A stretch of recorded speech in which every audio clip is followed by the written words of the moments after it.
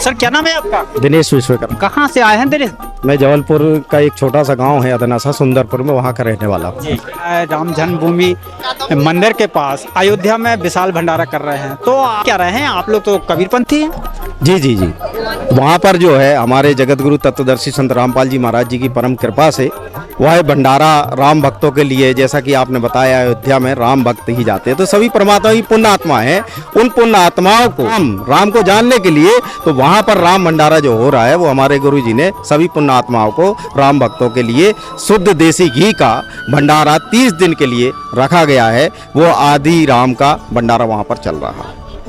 तो जो लोग जय श्री राम करते हैं, और तो फिर आप लोग करते क्या है? जी, वो जय श्री राम का मतलब ये है, जैसे हमारे शास्त्रों में लिखा है और बताया गया है कि एक राम दशरथ का बेटा, एक राम घट घट में बैठा, एक राम का सकल पसारा, और एक राम इन त्रिभुवन से भी न्यारा, यानी वो आदि राम। क्योंकि सभी आत्माओं को उस आदि राम की जानकारी नहीं है, शास्त्रों में जैसा प्रमाण है वो प्रमाण धर्मगुरु नहीं बताते हैं, और वो आदि राम की जानकारी बिना हुए वो राम नहीं पाया जा सकता है। आप लोगों का कुछ नियम अलग सा लगता है, लेकिन फिर भी अयोध्या में विशाल भंडारा चल रहा है। जी, कोई नियम नहीं है, फर्क इतना है जैसे कि हमारे धर्मगुरुओं ने बता रखा है कि भाई राम जो है भगवान है, कृष्ण भगवान है, तो ये 3 लोक के धनी है, 3 लोक के भगवान है। और हमारे जगत गुरु तत्वदर्शी संत रामपाल जी महाराज जी जो सत्य भक्ति देते हैं वो शास्त्रों के अनुकूल ही देते हैं। हमें ये देवी देवताओं की भक्ति वास्तविक रूप में बताते कि इनके वास्तविक रूप में जो नाम है, जैसे भाई मेरा नाम दिनेश है, अब दिनेश में मैं मानव भी हूँ, पुरुष भी हूँ और किसी का बेटा भी हूँ। तो अगर कोई फलाना व्यक्ति मुझे पुकारता है कि भाई ये फलाने का बेटा या फलाना बेटा इधर आ जा, तो मैं नहीं सुन पाऊंगा क्योंकि बहुत सारे लोग। लेकिन अगर कोई मेरा नाम लेके पुकार दे, ये दिनेश इधर आओ, तो मैं निश्चित तौर से उसकी ओर सुनूंगा। ऐसे ही इन भगवानों के हमारे ब्रह्मा जी, गणेश जी और विष्णु लक्ष्मी जी, शंकर पार्वती जी, इवन दुर्गा जी और इनके पति ब्रह्म, इनके नाम हैं। उन नामों को संत रामपाल जी महाराज जी सतभक्ति के रूप में दीक्षा में देते हैं, और उनका जाप करने से ये हमारी बात सुनेंगे और हमारे तीनों संताप भी मिटेंगे और सारे दुख मिटेंगे। यही सतभक्ति है। सबसे बड़े आश्चर्यचकित होने वाली बात तो ये आती है कि कुछ लोगों के मुख से सुनते हैं कि संत रामपाल जी महाराज जी के शिष्य कुछ देवी देवताओं की निंदा करते हैं। जी नहीं, ऐसा नहीं। फिर भी आप विशाल भंडारा कर रहे हैं अयोध्या में राम मंदिर। जी नहीं, देवी देवताओं की निंदा नहीं करते हैं। वास्तविक देवी देवताओं की आराधना पूजा कैसी करनी है वो चीज़ उसमें बताई जाती है। और हमारे सदगुरु रामपाल जी महाराज जी का एक ही विचार ये है कि परमात्मा की प्यारी आत्माएं इस भंडारे के स्वरूप ही सही उस परमात्मा के वास्तविक ज्ञान को समझें और परमात्मा के उस अलौकिक भंडारे का जो आनंद है वो प्राप्त करें। क्योंकि इस तरीके का जो भंडारा है, परमात्मा कबीर साहब जब 600 बरस पहले जब इस धरती पे काशी पे आए थे, तब भी इसी प्रकार का 18 लाख लोगों को 3 दिन तक शुद्ध देसी घी का भंडारा कराया था। जबकि उस समय न मीडिया थी, न किसी प्रकार का कोई प्रचार प्रसार था, तब भी उस परमात्मा ने इस दुनिया को अपनी समर्थता बताई और तमाम शुद्ध देसी घी का भंडारा करा के उन आत्माओं को अपनी शरण में लिया था। यही परमात्मा आज जगत गुरु तत्वदर्शी संत रामपाल जी महाराज के रूप में विराजमान है इस धराधाम पे, और उस परमात्मा ने अपनी अलौकिक शक्ति का प्रदर्शन कर रखा है। क्योंकि समझदार को इशारा ही काफी होता है। आज की डेट पे इस धरती पे इतना मंगलमय और इतना आनंदपूर्ण और इतना स्वादिष्ट शुद्ध देसी घी का भंडारा, भाई ये तो कमाल कर रखा भाई बंदी छोड़ने हमारे परमात्मा कबीर साहब ने। जो लोग कहते हैं एक बड़ी मिथ्या है लोगों में कि आपके गुरुजी इतने शक्तिशाली हैं, तो भाई जेल से क्यों नहीं आ जाते? यार भाई मैं ये कहना चाहता हूँ आपसे सभी पुण्यात्मा से, भाई जेल क्या है पहले तो जेल समझो। ये काल बली की जेल में हम हैं, और सतगुरु संत जो होते हैं ना, वास्तविक संत होते, वो अपनी लीलाओं के आधार से अपना परिचय देते हैं। और उस लीलाओं को समझने के लिए हमें पहले तो ज्ञान समझना पड़ेगा, और उस ज्ञान के आधार से हम उस विचारों को अपने अंदर समाहित करके और समझ सकते हैं कि ये परमात्मा है और कि आम संत है कि वास्तविक पूर्ण संत है। इस बात का हम ज्ञान बोध होगा जब हमें शास्त्रों के अनुसार हम ज्ञान धारण। तो जैसे अयोध्या में 1 महीने का विशाल भंडारा, खुला भंडारा चल रहा है देसी घी से, तो क्या कितनी जगह ऐसे विशाल भंडारा हो सकता है? हमारे जगत गुरु तत्वदर्शी संत रामपाल जी महाराज जी ने बड़ी आज कृपा कर रखी है। ये मानव समाज को एक संदेश भी है, जिनको वो जेल में बोलते हैं उस समर्थ परमात्मा ने 2014 के बाद ऐसे विशाल भंडारे 6 साल में कराते, वो भी 10 आश्रमों में।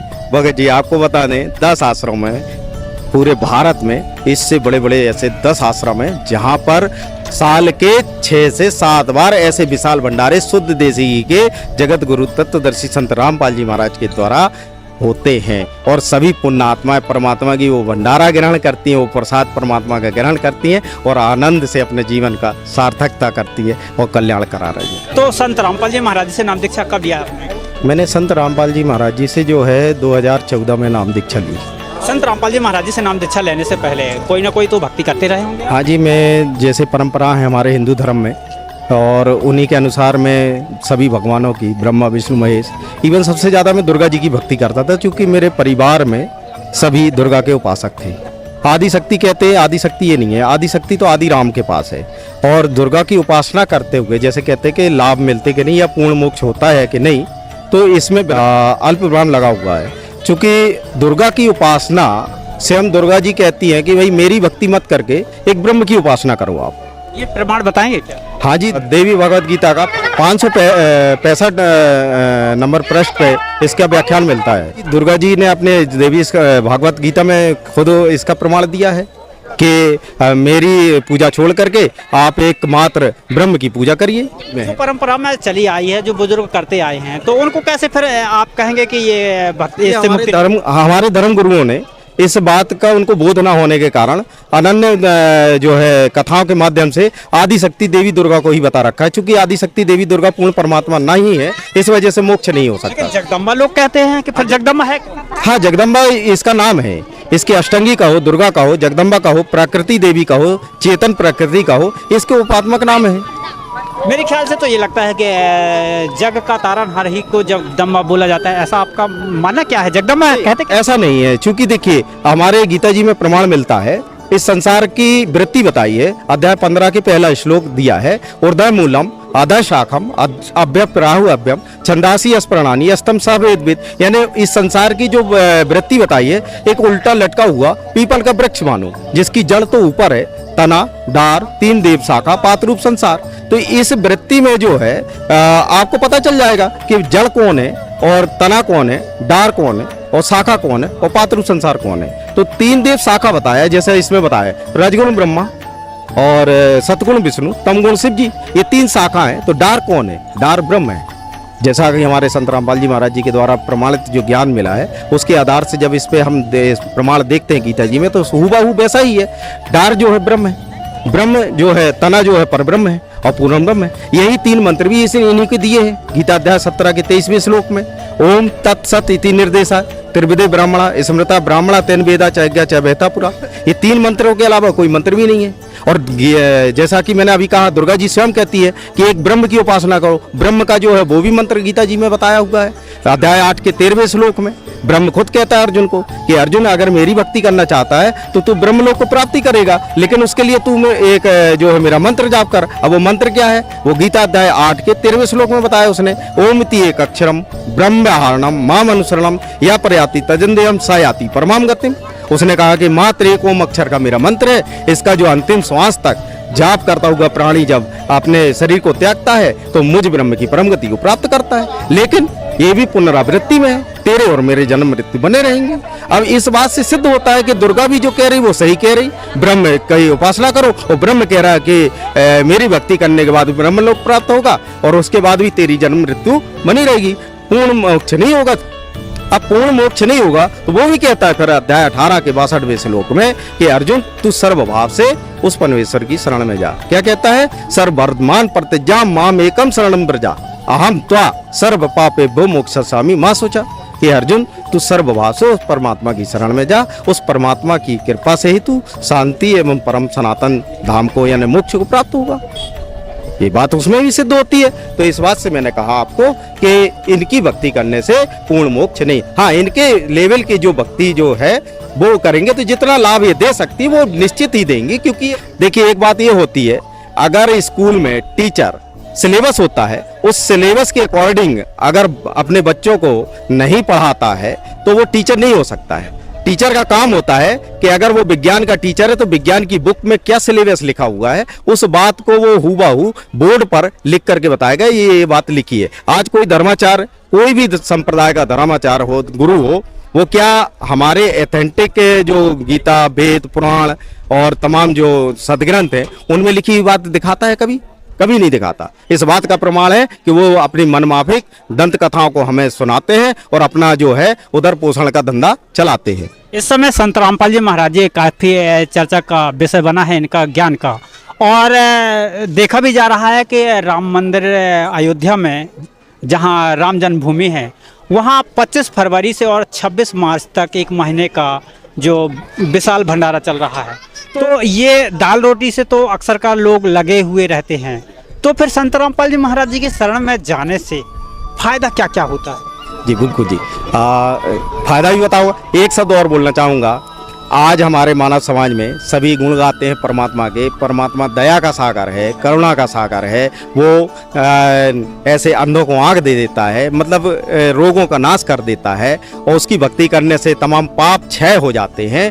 तो वो मैं मानव समाज से ये कहना चाहता हूँ, अगर ये गुण जहाँ पर प्राप्त होते हैं, जिस भगवान के द्वारा ये गुण प्राप्त हो रहे हैं या गुण मिल रहे हैं, वह निश्चित ही परमात्मा है। और परमात्मा जैसा वेदों में बताया है कि वह एक संत की लीला करता हुआ इस धराधाम पर रहता है और एक साधारण मनुष्य की तरह बर्ताव करते हुए अपनी सतज्ञान के आधार से, सतभक्ति के आधार से वो सारे सुख और लाभ देता है। और ये जो चीज़ है वो संत रामपाल जी महाराज जी के अकॉर्डिंग सारी की सारी प्रमाण मिलते हैं। इस बात का ये प्रमाण है कि वह परमात्मा इस धराधाम पे संत रामपाल जी महाराज के रूप में विद्यमान है। और वो सारी भक्ति करने के बाद जो वो मंत्र दीक्षा देते हैं, उनसे जो लाभ होते हैं वो असाध्य रोग, कैंसर, ब्लड कैंसर, एड्स और तमाम ऐसे कितनी भूत बाधाएं जो भूत पिशाच जिनको लगे हुए रहते हैं, वो त्रस्त रहते हैं, 3 संताप जिनको कहते हैं, रोग शोक, ये सारे वो मिट रहे हैं। तो मैं ये समाज से कहना चाहता हूँ, ये मानव समाज से, कि आप सभी शिक्षित हैं, विचार करें। मैं कहता हूँ एक बार उनका ज्ञान समझें। ज्ञान समझने के बाद वो सतभक्ति साल 6 महीने आप करके देखो, और आपके जीवन में वो कष्टों का अगर निवारण न होता है तो निश्चित वो परमात्मा है, वह संत के रूप में वह परमात्मा विराजमान है। उसका आप फायदा लीजिए, करके देखिए। सदियों से जो धराधाम पे हम सुनते आ रहे हैं उसके अकॉर्डिंग हम भक्ति कर रहे हैं, उन भक्ति करते हुए हमारे जीवन में लाभ नहीं हुए। जबकि शास्त्रों में लिखा है कि सत भक्ति करने से असंख्य पापों का विनाश हो जाता है। और सारे धर्म गुरु कहते हैं कि भक्ति तो करने से पाप क्षय नहीं होते, वो तो भोगने पड़ते। तो फिर भक्ति करेगा क्यों? क्यों करे भाई भक्ति? इसी बात को जो है अर्जुन पूछता है भगवान से कि भगवान जो भक्ति करते हैं मृत्यु उनकी भी है, और जो भक्ति नहीं करते मृत्यु उनकी भी है। तो भक्ति ना करने वाले की भी मृत्यु है, हमारी तो मौज करें, आनंद करें, मरना तो सभी को है। तो भगवान उत्तर देते हैं कि हे अर्जुन, बिलारी जानते हो? बिल्ली, बिल्ली। बोले हाँ बिल्ली तो जानता। तो बिल्ली जब अपने बच्चे को मुंह में दबाती है और एक स्थान से दूसरे स्थान ले जाती है तो उसके बच्चों को कोई नुकसान नहीं होता है, लेकिन वही बिल्ली उसी मुख से वही दांत होते हैं उसके, और जब चूहे को पकड़ती है तो उसकी दुर्दशा कर देती है। तो मृत्यु उसकी भी होनी है, मृत्यु हमारी भी होनी, लेकिन मृत्यु में फर्क है। फर्क ये है कि जो भक्ति नहीं करते उनकी दुर्दशा उस चूहे के जैसे हो जाएगी, और जो सतभक्ति करते हैं वह साकुशल अपने जिस परमात्मा की वो भक्ति करना चाहते हैं या करते हैं, वो पूर्ण ब्रह्म परमात्मा की अगर भक्ति करते हैं तो साकुशल वो सतधाम अमर धाम को प्राप्त हो जाएंगे, यानी जन्म मरण से मोक्ष हो जाएंगे। इसीलिए बंदी छोड़ भी इनको कहा जाता है, सारे बंधनों से जो मुक्त करता है। कहते ना, कलयुग मध्य सतयुग लाऊं, ताते में बंदी छोड़ कहाऊं। यानी इस कलयुग में है ही सतयुग रहेगा हजारों वर्ष। इस बात का प्रमाण अब देखने में मिल रहा है इस मानव समाज में। जो संत रामपाल जी महाराज के भगत हैं, आप उनके जीवन चरित्र देखिए, उनके जीवन का वो देखिए आप, वो आपको नशा करते नहीं मिलेंगे, वो व्यभिचार नहीं करते मिलेंगे, और वो जो है किसी प्रकार से भ्रष्टाचार करते नहीं मिलेंगे, किसी प्रकार से दूषित दृष्टि नहीं डालते हैं, वो किसी का अहित नहीं करते। ये ऐसा समाज, इतना आनंद, मतलब हृदय गदगद हो जाता है कि यार जिस समाज को सुधारने के लिए तमाम धर्मगुरु अपनी अपनी व्याख्या बताते हैं, ये बात कर, कोई कर रहा है नहीं कर, लेकिन वो सतभक्ति में इतना आनंद है कि वो स्वतः ही ऑटोमेटिक ये विकार मिट जाते हैं। तो कहना चाहिए जो रामायण में बात लिखी है कि कलयुग केवल नाम आधारा, तो वो नाम फिर है कहाँ? बहुत बढ़िया प्रश्न है आपका। तुलसीदास महाराज जी ने रामायण में लिख रखा है, कलयुग केवल नाम आधारा, सुमर सुमर नर उतरी पारा। इस पृथ्वी पे 21 ब्रह्मांड है, पृथ्वी को लगा करके इस 21 ब्रह्मांड में अब संत रामपाल जी महाराज जी के अलावा वो नाम कहीं नहीं है, किसी के पास नहीं है। और जो धर्माचार्य हैं आज वो नाम नहीं जानते हैं। इधर आप एक वाणी में देखिए कि कलयुग केवल नाम आधारा, नाम का व्याख्यान है। अब कई लोग संत जो है इस नाम को कह देते राम आधार, राम तो है, वो राम है, लेकिन वो राम का नाम है। उस नाम की प्रमाण सहित व्याख्या संत रामपाल जी महाराज जी ने अपने शास्त्रों से प्रमाणित करके बता दी कि वो राम ये है, भाई इसका नाम ये है। और ये नाम इस मतलब संत रामपाल जी महाराज कहते हैं कि मुझ दास के द्वारा आप ले करके सतभक्ति करके देखो, वो नाम का बेनिफिट मिलेगा आपको। आपका कहने का मतलब ये है कि कोई चीज़ अगर बता रहा है कोई, तो उसे चेक करना चाहिए। बिल्कुल चेक करना चाहिए। आज संत मतलब ये समाज जो है, मानव समाज पढ़ा लिखा है, बुद्धिजीवी है, विवेकशील है, और बहुत अच्छी बात है कि अक्षर ज्ञान हो चुका है। अब अक्षर ज्ञान हुआ है तो निश्चित मैं ये कहता हूँ सभी मानव समाज से, अपने प्रिय बंधुओं से और सभी से कि भाई एक बार इस ज्ञान को आप जांचें, परखें। मैं ये नहीं कह रहा कि आप डायरेक्टली वो चीज करें। पहले कुछ लोगों का मानना ये रहता है कि हम गुरु बना चुके हैं, फिर हम कैसे जाएंगे?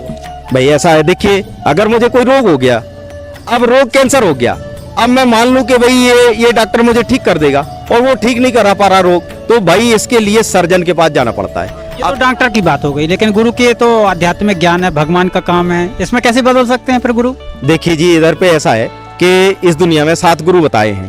पहला गुरु तो माँ बाप होते हैं, वो भी गुरु है, माँ भी गुरु है, फिर पिता गुरु है जो दुनिया का बोध कराता है कि दुनिया में कैसे कार्य करना है, और फिर अक्षर ज्ञान कराने वाला भी गुरु। लेकिन सतगुरु की जहाँ बात आती है वो श्रेष्ठ बताया है। तो रामायण में सतगुरु बताया है कि सतगुरु के पास जाना? बिल्कुल बताया है भाई, रामायण में लिखा है, बिन सतगुरु तरे नहीं कोई, ब्रंच शंकर सम होई। यानी भगवान शंकर के समान भी अगर कोई बन जाए तो बिना गुरु के, पूर्ण गुरु के, वो तरन तारण मोक्ष को प्राप्त नहीं हो सकता। तो मतलब आपके कहने का मतलब ये है कि ब्रह्मा विष्णु महेश समान जैसे भी अगर हो जाए तो भी गुरु बगैर तर नहीं सकता? नहीं, बिल्कुल नहीं। और इस बात का बिल्कुल प्रमाण है हमारे शास्त्रों में। और पूर्ण गुरु की भी पहचान बताई है, पूर्ण गुरु की पहचान बताइए अध्याय 15, गीता अध्याय 15 के 1 से 4 श्लोक तक में पूर्ण गुरु की, यानी जो इस संसार को लटके हुए पीपल का वृक्ष, पुनः बता रहा हूँ कि इस पीपल का लटका हुआ वृक्ष जिसकी जड़ ऊपर, तना, डार, शाखा, पात रूप संसार, जो इसको वेदों से प्रमाणित सारी जड़ कौन है, तना कौन है, डार कौन है, शाखा कौन है, पात रूप संसार कौन है, ये वेदों से प्रमाणित, शास्त्रों से प्रमाणित बताया, वो पूर्ण गुरु होगा। आज तक किसी ने नहीं बताया। और एक चीज और है, जो हमारे गीता में ही 3 मंत्र दिए हैं, इसके अलावा कोई और मंत्र नहीं दिए। ओम तत्सत, इनका भेद संत रामपाल जी महाराज के अलावा पृथ्वी में किसी ने नहीं बताया आज तक। तो आपका कहने का मतलब ये है कि गुरु बदलने से पाप नहीं होता? बिल्कुल नहीं होता है। मैं मानव समाज से यही कहना चाहता हूँ, एक बार आप बदलिए और गुरु बदल पहले तो ये तय कर लीजिए कि हमारा गुरु के पास पूर्ण मोक्ष भक्ति है या नहीं। उनसे पूछिए, प्रश्न करिए भाई। अगर शंका है किसी प्रकार की, अपने गुरु से पूछिएगा, वो शंका समाधान नहीं करते तो फिर आगे देखिएगा, और भी रास्ते हैं। परमात्मा कहते हैं कि भाई जब तक गुरु मिले ना साचा, तब तक गुरु करो 10 पाँचा। यानी गुरु बदलने की आज्ञा है। आप जब तक पूर्ण गुरु, सच्चा गुरु नहीं प्राप्त होता है। और भी ऋषि मुनि वगैरह गुरु बदले हैं? गुरु बदले कौन है उनमें से? देखिए, हमारे जो जिन्होंने भगवान पाया, जिन्होंने वास्तविक परमात्मा को देखा और उस परमात्मा को साकार मानव सदृश और सतलोक अमरलोक में देखा, सत्यधाम में, उनके गरीबदास जी हैं, मलुकदास जी हैं, घीसादास जी हैं, रामानंद जी हैं, मीराबाई है, रविदास जी हैं और नानक जी हैं। ऐसे बहुत से प्रमाणित संत हैं जिन्होंने परमात्मा पाया और सतभक्ति करी। दत्तात्रेय ने 24 गुरु जो किए, उसके बाद उनका मोक्ष नहीं हुआ। 25वें गुरु कबीर साहब किए, जब उनकी मुक्ति हुई, उन्होंने फिर बस सतभक्ति करी। कबीर साहिब जो है मुनिंद्र ऋषि के रूप में आए हुए थे और हनुमान जी को सतभक्ति दी, उन्होंने सृष्टि रचना सुनाई, उसके बाद सतभक्ति करने के बाद हनुमान जी का मोक्ष हुआ। कहने का मतलब यह है कि सच्चा गुरु की तलाश करना चाहिए और गुरु बदल लेने में भी पाप नहीं। नहीं, बिल्कुल नहीं है, जब तक सच्चा गुरु प्राप्त ना हो। देखिए, एक तो ये पहली बात ये है, इस मानव तन को पाने का शास्त्रों में भी बड़ा उल्लेख मिलता है कि बड़ भाग जो मानस तन पावा। ये मनुष्य तन को देवता तरसते हैं, तो भाई इतने अनमोल जीवन को हम व्यर्थ क्यों खोएं? और हमें मानव तन मिला है तो परमात्मा पाने के लिए मिला है, और परमात्मा पाने के लिए अगर मिला है तो भाई बिना गुरु के तो भक्ति नहीं मिल सकती। तो गुरु की तलाश अनिवार्य है, गुरु प्राथमिकता है। गुरु गोविंद दो खड़े काके लागू पांव, बलिहारी गुरु आपनो जिन गोविंदियों मिलाए। तो गुरु श्रेष्ठता है, गुरु के बिना हमारा तरन तारण नहीं हो सकता। और एक बात और हम ये कहना चाहते हैं मानव समाज के, जो सभी कहते हैं गुरुर ब्रह्मा गुरुर विष्णु गुरुर देवो साक्षात पार ब्रह्म तस्मै श्री गुरु नमः। अब यहाँ गुरु श्रेष्ठ है और वो गुरु ब्रह्मा विष्णु महेश से भी श्रेष्ठ बताया है, तो वही गुरु की प्राथमिकता तो यहाँ है, गुरु के बिना तरन तारण नहीं होता। कुछ इस संसार में कुछ लोग दुखी रहते हैं, तो उनका कैसे दुख निवारण हो? आज इस संसार में जितने भी धर्म गुरु हैं जो भक्ति दे रहे हैं, उनसे दुख तो उनके खत्म नहीं हो रहे, क्योंकि वो शास्त्र के अनुकूल भक्ति नहीं है। और सत्य भक्ति संत रामपाल जी महाराज दे रहे, वो भक्ति करके देखिए आपके जीवन में दुख संताप किसी भी प्रकार का नहीं रह जाएगा। सारे सुख वो परमात्मा यहीं इस धराधाम पे आपको प्राप्त कराएगा, क्योंकि अध्याय 18 का 62वां श्लोक कहता है कि पूर्ण शांति और फिर इसके बाद परम शांति के बाद सनातन परम धाम को प्राप्त होगा। तो वह मिथ्या हो जाएगा अगर वो सुख नहीं मिले वो भक्ति से। तो यहाँ पर वो भक्ति आप करके देखिए, आपको पूर्ण शांति का मतलब होता है सारे दुखों का नाश हो जाना, सुख और एकदम वैभव के साथ जीवन और शांति के साथ जीवन हो। इसके बाद निश्चित ही उस भक्ति से परलोक जो है मोक्ष प्राप्त होगा। चलिए, आपका जो अनुभव रहा तो आपसे मिलकर काफ़ी ठीक लगा। और लोगों को क्या संदेश दें? मैं सभी मानव समाज से हाथ जोड़ के प्रार्थना करना चाहूँगा, सभी शिक्षित हैं, इस मानव तन को पाने के बाद व्यर्थ जाने न दें। इस दुनिया में आए हैं तो मानव तन पाने का एक अलग महत्व है। उस मानव तन क्यों मिला है, उस परमात्मा ने हमें क्यों दिया है, इस बात का बोध करें, आत्मज्ञान करें, आत्ममंथन करें। और जब आत्ममंथन हो तो कि ये तन बड़ी मुश्किल से मिलता है, तो पर भक्ति करने के लिए मिला है, सद्भक्ति करके इस मोक्ष पाने के लिए मिला है, तो निश्चित गुरु की तलाश करें। और आज सदग्रंथों में बहुत सारे प्रमाण हैं पूर्ण गुरु के, और वो पूर्ण गुरु इस धरती पे है। उस ज्ञान को समझें और आत्म कल्याण कराएं अपना उस परमात्मा से दीक्षा लेकर के। बहुत बहुत धन्यवाद। नमस्कार। साईं जी, सत साईं जी, सत साईं।